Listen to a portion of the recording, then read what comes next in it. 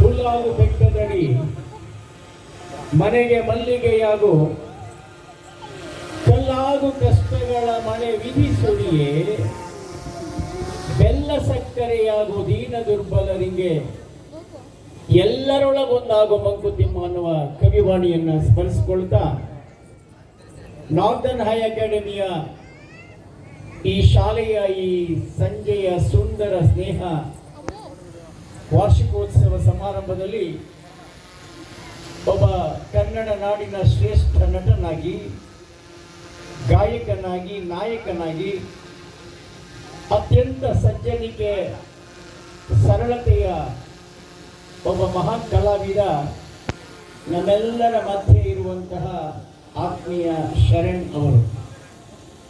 ಶರಣ್ ಅನ್ನುವ ಅರ್ಥವೇ ಒಂದು ವಿಶಿಷ್ಟವಾದಂಥದ್ದು. ಶರಣ್ ಅಂದರೆ ಶರಣ ಅಂತ ಅರ್ಥ. ನಾನು ಈಗ ಅಖಿಲ ಭಾರತ ಶರಣ ಸಾಹಿತ್ಯ ಪರಿಷತ್ತಿನ ಅಧ್ಯಕ್ಷನಾಗಿದ್ದೇನೆ. ಶರಣ ಅಂದರೆ ಯಾರು ಅಂತಂದ್ರೆ, ಯಾರು ತನ್ನ ತನುವಿನಲ್ಲಿ ನಿರ್ಮೋಹ, ಮನದಲ್ಲಿ ನಿರಹಂಕಾರ, ಚಿತ್ತದಲ್ಲಿ ನಿರಾಪೇಕ್ಷೆ, ಭಾವದಲ್ಲಿ ದಿಗಂಬರ, ವಿಷಯದಲ್ಲಿ ಉದಾಸೀನನಾಗಿ ಎನಗಿಂತ ಕಿರಿಯರಿಲ್ಲ ಅನ್ನುವ ಭಾವನೆಯನ್ನು ಯಾರು ಇಟ್ಟುಕೊಳ್ತಾನೋ ಆತನೇ ಶರಣ್. ನಮ್ಮ ಶರಣ್ ಆ ಶರಣ್. ಆತ ಒಬ್ಬ ಸಾಮಾನ್ಯ ನಟನಾಗಿ ಬಂದಂಥವನು. ನಾನು ತುಮಕೂರು ಜಿಲ್ಲಾಧಿಕಾರಿಯಾಗಿದ್ದಾಗ ಅವರವರ ತಾಯಿ ಮತ್ತು ತಂದೆ ನನ್ನ ಬಳಿಗೆ ಬಂದಿದ್ದರು. ಅದನ್ನು ಈಗ ನೆನಪಿಸಿಕೊಂಡ್ರು. ಬಹಳಷ್ಟು ಜನ ಎತ್ತರಕ್ಕೆ ಹೋದ ಮೇಲೆ ತಮ್ಮ ಹಿಂದಿನ ದಾರಿಯನ್ನೇ ಮರೆತು ಹೋಗ್ತಾರೆ. ಶರಣ್ನ ರೀತಿಯಲ್ಲಿ ನಾನು ಸಹ ಇಲ್ಲಿ ಹೊಸಕೋಟೆಯಲ್ಲಿ ಹುಟ್ಟಿದಂಥವನು. ನನಗೂ ಸಹ ಅತ್ಯಧಿಕ ಅಂಕಗಳು ಬಂದಿದ್ರೂ ಸಹ ಒಬ್ಬ ಖಾಸಗಿ ಕಾಲೇಜಿನಲ್ಲಿ ಸೇರಲಿಕ್ಕೆ ಅಗತ್ಯವಾದ ಆರ್ಥಿಕ ಶಕ್ತಿ ನನಗಿರಲಿಲ್ಲ. ಹಾಗಾಗಿ ನಾನೊಂದು ಸರ್ಕಾರಿ ಕಾಲೇಜಿನಲ್ಲಿ ನನ್ನ ಅಭ್ಯಾಸವನ್ನು ಪ್ರಾರಂಭ ಮಾಡಿ, ಆನಂತರ ಹಂತ ಹಂತವಾಗಿ ನಾನೊಬ್ಬ IAS ಅಧಿಕಾರಿಯಾಗಿ, ಜಿಲ್ಲಾಧಿಕಾರಿಯಾಗಿ, ಸಂಸ್ಕೃತಿ ಇಲಾಖೆ ನಿರ್ದೇಶಕನಾಗಿ, ದುರಾದೃಷ್ಟವಶಾತ್ ಎಕ್ಸೈಸ್ ಕಮಿಷನರ್ ಆಗಿ ಈ ನಾಡಿನಲ್ಲಿ ನಾನು ಕೆಲಸ ಮಾಡಿದ್ದೇನೆ. ಇವತ್ತು ಈ ನಾರ್ದನ್ ಹೈ ಅಕಾಡೆಮಿಗೆ ನಾನು ಬರಲಿಕ್ಕೆ ಕಾರಣ ನನ್ನ ಅಚ್ಚುಮೆಚ್ಚಿನ ಧನ್ಯ ಮತ್ತು ಸತೀಶ್, ಒಬ್ಬ ಅಪರೂಪದ ದಂಪತಿಗಳು. ಅವರಲ್ಲೂ ಅಷ್ಟು ಎಷ್ಟು ವಿನಯಶೀಲತೆ, ಎಷ್ಟು ಸಜ್ಜನಿಕೆ. ಶಿಕ್ಷಣ ಕಲಿಸಬೇಕಾದದ್ದೇ ಇದನ್ನ. ಶಿಕ್ಷಣ ಏನನ್ನು ಕಲಿಸಬೇಕು ಅಂದರೆ ನಮ್ಮಲ್ಲಿ ಮಾನವೀಯ ಮೌಲ್ಯಗಳನ್ನು ಕಲಿಸಬೇಕು. ಕವಿ ಒಂದು ಮಾತನ್ನು ಹೇಳ್ತಾನೆ, ಓದಿ ಬ್ರಾಹ್ಮಣನಾಗು, ಕಾದು ಕ್ಷತ್ರಿಯನಾಗು, ಶೂದ್ರ ವೈಶ್ಯನೇ ಆಗು, ಏನಾದರೂ ಆಗು ನಿನ್ನ ಒಲವಿನಂತಾಗು, ಆದರೆ ಮೊದಲು ನೀನು ಮಾನವನಾಗು ಅಂತೇಳಿ. ಆ ಮಾನವನಾಗಬೇಕಾದ್ರೆ ಈ ಶಿಕ್ಷಣ ಬಹಳ ಅತ್ಯಗತ್ಯ. ನಮ್ಮ ಸತೀಶ್ ಅವರು, ಅವರ ತಂದೆ ನಾರಾಯಣಪ್ಪನವರು, ಅವ್ರ ತಂದೆ ತಾಯಿಗಳು ನೋಡಿದಾಗ ಬಹಳ ಸಂತೋಷ ಆಗುತ್ತೆ. ಈ ವೃದ್ಧ ತಂದೆ ತಾಯಿಗಳಿಗೆ ಕೊಡ್ತಕ್ಕಂಥ ಗೌರವ ಇದೆಯಲ್ಲ, ಅದು ನಮಗೆ ಆದರ್ಶ ಆಗಬೇಕು. ಈ ಮಕ್ಕಳೇನು ಬಂದಿದ್ದೀರಿ, ನೀವು ಕಲಿಬೇಕಾದ ಮೊದಲನೆಯ ಪಾಠ ಅಂದರೆ ಮಾತೃದೇವೋಭವ, ಪಿತೃದೇವೋಭವ, ಆಚಾರ್ಯ ದೇವೋಭವ ಅಂತೇಳಿ. ನಾರಾಯಣಪ್ಪನವರ ದಂಪತಿಗಳು, ಸತೀಶ್ ಅವರ ತಂದೆ ತಾಯಿಯಲ್ಲಿ ಬಂದಿದ್ದಾರೆ. ನಮ್ಮ ಡಾಕ್ಟರ್ ರವೀಂದ್ರ ಅವರು, ಅವರ ಗಂಡ ಹೆಂಡತಿ, ಅವರ ಥರ ಚಲನಚಿತ್ರ ನಟಿ ಥರನೇ ಕಾಣ್ತಾರೆ. ಅವರು ಸಹ ಈ ಸಮಾರಂಭದಲ್ಲಿ ಪಾಲ್ಗೊಂಡಿದ್ದಾರೆ ಮತ್ತು ತಾವೆಲ್ಲ ಪಾಲ್ಗೊಂಡಿದ್ದಾರೆ. ನಾನು ಹೆಚ್ಚಿಗೆ ಮಾತನಾಡಲಿಕ್ಕೆ ಹೋಗಲಾರೆ, ಸಾಕಷ್ಟು ಮನೋರಂಜನಾ ಕಾರ್ಯಕ್ರಮಗಳಿವೆ. ಸಾಮಾನ್ಯವಾಗಿ ಒಬ್ಬ ಸಾಮಾನ್ಯ ತಾಯಿ, ಅನಾಮಿಕ ತಾಯಿ, ಹಳ್ಳಿಯ ತಾಯಿ, ಆಕೆ ಏನನ್ನೂ ಓದಿದವಳಲ್ಲ. ಆದರೆ ಆಕೆ ತನ್ನ ಮಗ ಏನಾಗಬೇಕು ಅಂತ ಒಂದು ಮಾತಿನಲ್ಲಿ ಹೇಳ್ತಾಳೆ.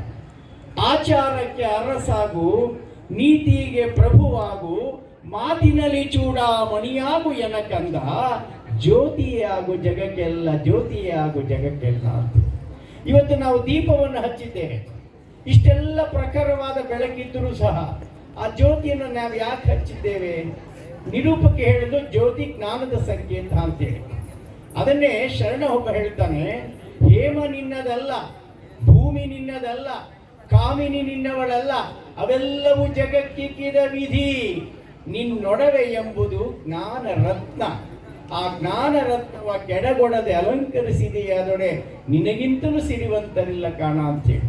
ಹಾಗಾಗಿ ಜ್ಞಾನಕ್ಕೆ ಹೆಚ್ಚಿನ ಮಹತ್ವವನ್ನು ಕೊಡಬೇಕು ಅಂತೇಳಿ ದೀಪವನ್ನು ಹಚ್ಚಿದ್ದೇವೆ. ಶಿವರುದ್ರಪ್ಪನವರೊಂದು ಮಾತು ಹೇಳ್ತಾರೆ, GS ರಾಷ್ಟ್ರಕವಿಗಳು. ಅವ್ರನ್ನೊಬ್ರು ಪ್ರಶ್ನೆ ಮಾಡ್ತಾರೆ, ಸರ್ ಇಷ್ಟು ಪ್ರಖರವಾದ ಬೆಳಕಿನಲ್ಲಿ ಈ ಜ್ಯೋತಿನ ಯಾಕೆ ಹಚ್ಚಿದ್ದೇವೆ ಅಂತೆ. ಅವ್ರು ಹೇಳ್ತಾರೆ, ಆದರೂ ಹಚ್ಚುತ್ತೇನೆ ಹಣತೆಯನ್ನ, ಆದರೂ ಹಚ್ಚುತ್ತೇನೆ ಹಣತೆಯನ್ನ, ಕತ್ತಲೆ ಕತ್ತಲೆಯನ್ನ ದಾಟುತ್ತೇನೆಂಬ ಭ್ರಮೆಯಿಂದ ಅಲ್ಲ, ಕತ್ತಲೆಯನ್ನು ದಾಟುತ್ತೇನೆಂಬ ಜಿದ್ದಿನಿಂದಲೂ ಅಲ್ಲ. ಆ ಜ್ಯೋತಿ ಇರುವಷ್ಟು ಹೊತ್ತು ನಿನ್ನ ಮುಖ ನಾನು, ನನ್ನ ಮುಖ ನೀನು ನೋಡಬಹುದೆಂಬ ಒಂದೇ ಒಂದು ಆಸೆಯಿಂದ ಆ ದೀಪ ಆರಿದ ಮೇಲೆ ನೀನ್ಯಾರೋ ನಾನ್ಯಾರೋ ಅನ್ನೋ ಮಾತನ್ನು ಹೇಳ್ತಾರೆ. ಈ ಜ್ಯೋತಿ ಎನ್ನುವಂಥದ್ದು ಶಿಕ್ಷಣದ ಸಂಕೇತ. ಮಕ್ಕಳೇ, ಈ ಮಕ್ಕಳು ಬಂದಿದ್ದೀರಿ, ತಂದೆ ತಾಯಿಗಳು ಬಂದಿದ್ದೀರಿ. ತಂದೆ ತಾಯಿಗಳ ಪ್ರಾರ್ಥನೆ, ನಿಮ್ಮ ಮಕ್ಕಳನ್ನು ಕೇವಲ ಶಾಲೆಗೆ ಕಳಿಸಿದ್ರೆ ನಿಮ್ಮ ಕರ್ತವ್ಯ ಮುಗಿಯೋದಿಲ್ಲ. ಆ ಮಕ್ಕಳಲ್ಲಿ ಉತ್ತಮ ಸಂಸ್ಕೃತಿಯನ್ನು ಕಳಿಸಬೇಕು. ಮನೆಯೇ ಮೊದಲ ಪಾಠಶಾಲೆ, ಜನನಿ ತಾನೇ ಮೊದಲ ಗುರು, ಜನನಿಯಿಂದ ಪಾಠ ಕಲಿತ ಜನರು ಧನ್ಯರು. ತಾಯಿಯಾದವಳು ಮಕ್ಕಳಿಗೆ ಒಳ್ಳೆಯ ಸಂಸ್ಕಾರವನ್ನು ಕಲಿಸಬೇಕು. ಅದು ಪ್ರಾರಂಭದಿಂದ ಕಲಿಸಬೇಕು. ಗಿಡವಾಗಿ ಬಗ್ಗದ್ದು ಮರವಾಗಿ ಬಗ್ಗಿದ್ದು ಅನ್ನೋ ಪ್ರಶ್ನೆ ಇದೆ. ಇವತ್ತು ನೋಡ್ತಾ ಇದ್ದೇವೆ ನಮ್ಮ ಯಾವ ರೀತಿ ಅನೇಕ ದುಶ್ಚಟಗಳಿಗೆ ಬಲಿಯಾಗ್ತಾ ಇದ್ದಾರೆ, ಅನೇಕ ಆಕರ್ಷಣೆಗಳಿಗೆ ಬಲಿಯಾಗ್ತಾ ಇದ್ದಾರೆ. ಈ ಹಿನ್ನೆಲೆಯಲ್ಲಿ ತಾಯಂದರು ಮಕ್ಕಳನ್ನು ಕೂರಿಸ್ಕೊಂಡು ಪಕ್ಕದಲ್ಲಿ ಆ ಮಕ್ಕಳಿಗೆ ಒಂದು ವಚನವನ್ನು, ಒಂದು ದಾಸರ ಪದವನ್ನು, ಒಂದು ಜಾನಪದ ಗೀತೆಯನ್ನು ಹೇಳಿಕೊಡಬೇಕು. ಈಗ ಶರಣವರು ಒಂದು ಸೊಗಸಾದ ದೇವರ ಹಾಡನ್ನು ಹೇಳಿದರು. ಭಗವಂತ ಎಲ್ಲೋ ಇದ್ದಾನೆ ನಿಜ, ಆದರೆ ಭಗವಂತನನ್ನು ಆರಾಧಿಸುವಂತಹ ಸಂಸ್ಕಾರದ ಸಂಸ್ಕೃತಿಯನ್ನ ಮಕ್ಕಳಿಗೆ ಕಲಿಸಬೇಕು. ಒಂದು ವಚನವನ್ನು ಕಲಿಸ್ಕೊಡಿ. ಕಳಬೇಡ, ಕೊಲಬೇಡ, ಹುಸಿಯ ನುಡಿಯಲು ಬೇಡ, ಮುನಿಯಬೇಡ, ಅನ್ಯರ ಕಂಡರೆ ಅಸಹ್ಯ ಪಡಬೇಡ, ತನ್ನ ಬಣ್ಣಿಸಬೇಡ, ಇದರ ಇದೊಂದು ವಚನವನ್ನು ಕಲಿಸಿ ಮಕ್ಕಳನ್ನು ಕೂಡಿಸ್ಕೊಳ್ಳಿ. ಏ ಮಗುವೆ, ಈ ಒಂದು ವಚನವನ್ನು ನೋಡು.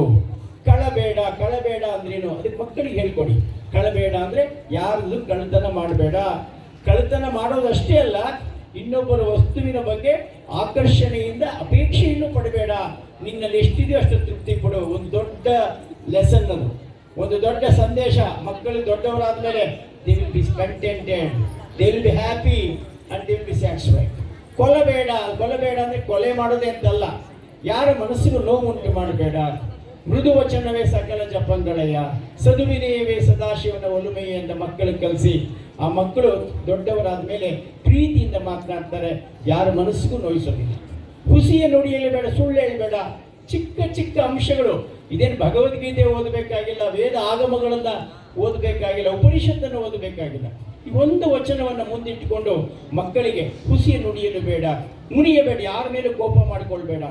ಏಕೆಂದರೆ ಕೋಪ ಅನ್ನುವಂತಹದ್ದು ಮನುಷ್ಯನಿಗೆ ಬಂದರೆ ವಿವೇಕ ಹೋಗುತ್ತೆ, ತಾಳ್ಮೆ ಹೋಗುತ್ತೆ.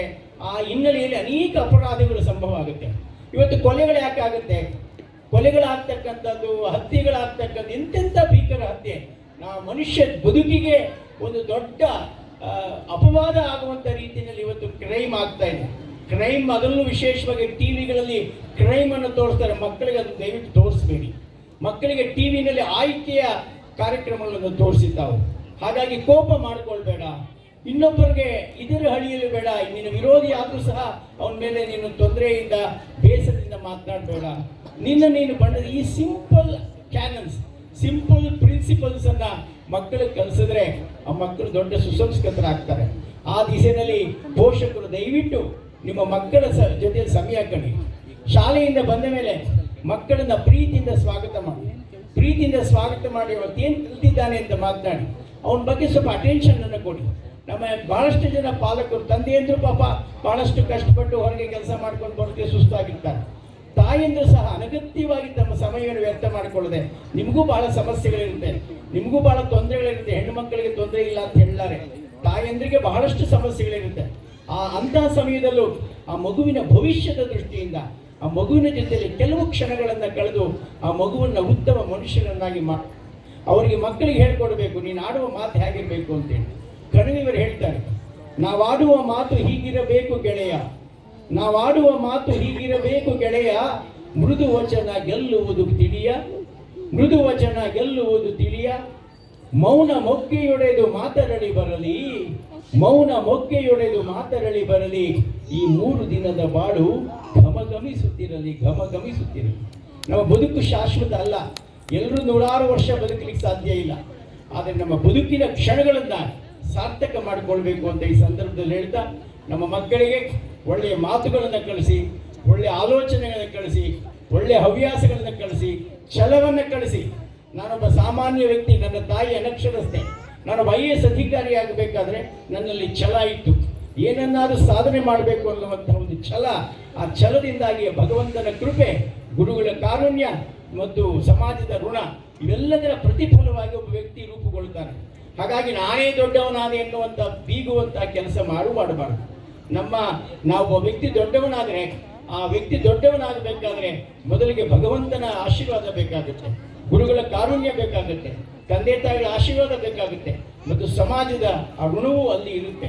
ಆ ಹಿನ್ನೆಲೆಯಲ್ಲಿ ದಯವಿಟ್ಟು ನಮ್ಮ ಮಕ್ಕಳಿಗೆ ಒಳ್ಳೆಯ ಮಾತನ್ನು ಕಲಿಸಿ, ಒಳ್ಳೆಯ ಆಲೋಚನೆಯನ್ನು ಕಲಿಸಿ, ಒಳ್ಳೆಯ ಹೃದಯವಂತಿಕೆಯನ್ನು ಕಲಿಸಿ, ಆ ಹಿನ್ನೆಲೆಯಲ್ಲಿ ಪುರುಷರು ಮತ್ತು ಮಹಿಳೆಯರು ಏನು ನಾವು ಸಮಾಜದಲ್ಲಿ ಕಾಣ್ತೇವೆ, ತಂದೆ ತಾಯಿಗಳ ರೂಪದಲ್ಲಿ, ಪಾಲಕರ ಪೋಷಕರ ರೂಪದಲ್ಲಿ ಮಕ್ಕಳನ್ನು ಆಸ್ತಿಯನ್ನು ಮಾಡಿ, ಮಕ್ಕಳಿಗಾಗಿ ಆಸ್ತಿಯನ್ನು ಮಾಡಬೇಡಿ, ಮಕ್ಕಳನ್ನೇ ಆಸ್ತಿಯನ್ನಾಗಿ ಮಾಡಿ ಸಾಧನೆ ಮಾತಾಡಬೇಕು, ಮಾತು ಸಾಧನೆ ಆಗಬಾರ್ದು ಅನ್ನೋ ಮಾತನ್ನು ಈ ಸಂದರ್ಭದಲ್ಲಿ ಹೇಳಿದಾಗ ನಮ್ಮ ಈ ನಾರ್ದನ್ ಹೈ ಅಕಾಡೆಮಿಯವರು ಧನ್ಯ. ಒಬ್ಬ ದೊಡ್ಡ ಕಲಾವಿದೆಯ ಕುಟುಂಬದಿಂದ ಬಂದಂತಹ ಹುಡುಗಿ, ಹಾಗೆ ಎಷ್ಟು ಪ್ರೀತಿ ವಿಶ್ವಾಸ.